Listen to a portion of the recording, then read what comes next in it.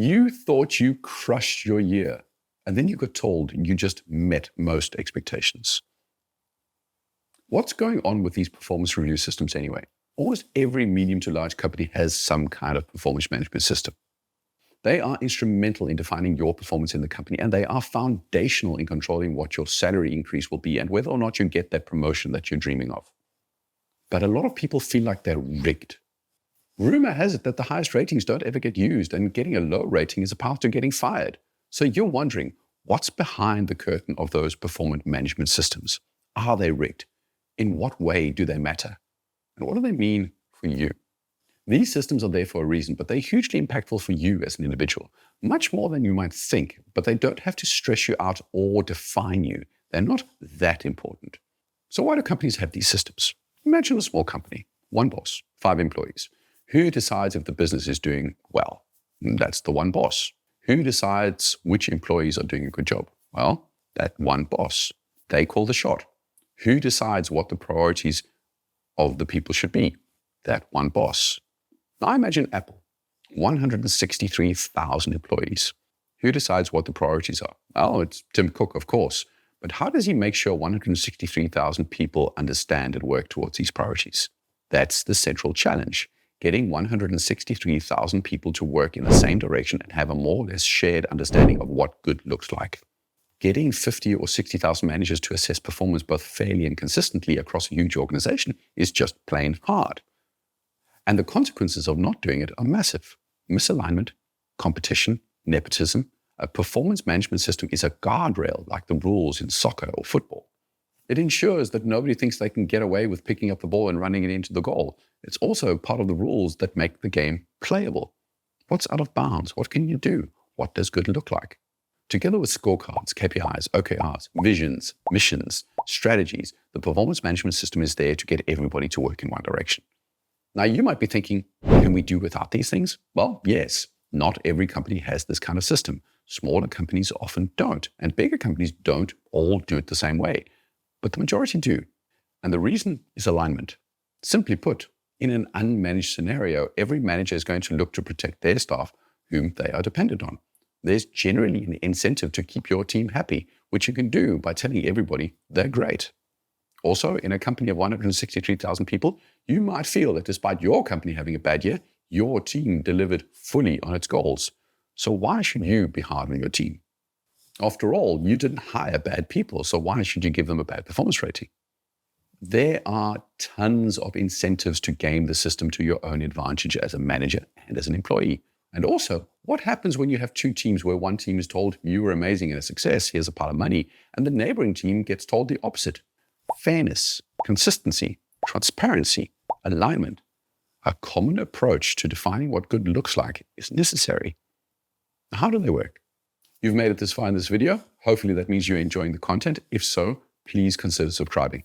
It helps out the channel massively, plus it keeps you up to date on the videos I post. Thanks a ton. Usually you've got a job framework and a leveling structure. It's just titles and roles, boxes to categorize similar roles in. In consulting, it's an analyst, a consultant, a senior consultant, an engagement manager, a director, and a principal, or something similar. You have this leveling structure to make hierarchies clear, but also to define general skill, competency, and experience requirements at a given level within a given job category. For each level, you usually have some sort of matrix that explains what is expected at the given level, a guiding competency or performance framework. Each company is going to have their version of this.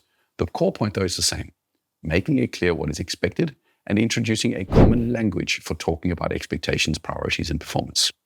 And then you have a cycle: goal setting, development conversations, mid-year review, end-of-year review. Some people do weeklies, they do pulses, but there's always a cycle. The cycle is there to ensure that these things happen, because the fact is, if you don't follow up on this, it usually doesn't happen organically. Finally, and most importantly, there's some sort of evaluation process. Usually there's some sort of rating system. There are millions of variants, but most use some kind of point system. So 1 is bad, 5 is good, something like that. And they all have a curve. And it's justified. This is usually where the problems show up. If your company has the system, you'll know it. There's some sort of rating scale, and there's almost always an enforced curve. So 2% can be a 5, 50% can be 3 or above, 30% 5% maximum can be a 3 or something. The curve is going to be different from company to company, but generally there's usually a hard line as to how many people can be in the absolute top ratings, and also guidance on how many people should be in the lowest ratings. Now, why do they do this? Simple. Imagine a company has decided to spend 4% on average on salary increases. You could just give everybody 4%. That's a perfectly legitimate option. But what if you wanted to differentiate based on performance? You could use the curve. Give more to the people that get 5s and a little less to the 4s, and so on. But one thing always happens when there's no control of the curve. Managers just give everybody a 5 or a 4. The curve always drifts and it stops being usable. It only works when there's differentiation. To give one person 8% when the average is 4, somebody has to get 0. The curves, though, usually aren't that rigid. Now, you go back 40 years, and there was a guy called Jack Welch, and he was really the guy that popularized forced ranking. He invented essentially firing the bottom 10%. It isn't as common these days, but it still happens. Today, the forced curve is more of a guideline in most companies. The absolute top ratings are usually highly limited and strictly controlled. The low ratings often aren't used as aggressively as long as the business is doing okay. The mid and upper mid-range usually allows for flexibility. As long as the business is doing okay, you're not getting forced into a low rating unless your manager actually thinks it's fitting. And if you're doing a reasonably better than average job in the eyes of your manager, a better than average rating is usually pretty possible. But getting the superstar rating is going to be rare, very rare. Usually even more rare than whatever limit the company enforces. Chasing the absolute highest rating is often just not worth the effort. You know what you want? They do. 3.25 stars. Like that? Yes, that would be perfect. It would mean you're good, but not good enough to feel disappointed you just missed out on excellence. It's like Adam Sandler in the movie Spanglish. There's too much pressure for a 5-star rating. 3.5 or a 4 would be perfect. If you want to get promoted, you need to be aiming for above average, so 3.5 or 4. Those ratings that just generally signify that you are better than the target performance. To get to whatever level is the next level will require you to hit a rating that is above average. So you want to level up, then you have to perform above the expectation of the current level. The more senior you are, the more times in a row you have to perform above average. 1 year is usually not going to be enough. But curves also do get misused in a ton of ways. These performance management systems are not perfect by any stretch of the imagination. They're designed to ensure fairness and consistency, but they also create other problems. And I said it earlier, when the business is fine, the lower ratings don't get used as much. But the moment a company is in cost-cutting mode, there's an incentive from executive management to use the curve to decide who gets fired. When times are bad, a 2 rating might not always be a reflection of your performance, but rather a reflection of company performance and how your manager sees whether or not they can do without you. The consistency of rating is also often only surface level. As long as a manager sticks to the curve, how is anybody really going to know how good or bad their staff are? How many managers somewhere else in the organization know anything about the way you're doing your job? How much insight is there outside of your department? How many could qualitatively challenge a manager on their assessment of you? At the end of the day, your manager largely defines your rating. If you're getting a 3, it's because your manager sees you as a 3 in performance. Don't let them tell you it's because of the curve.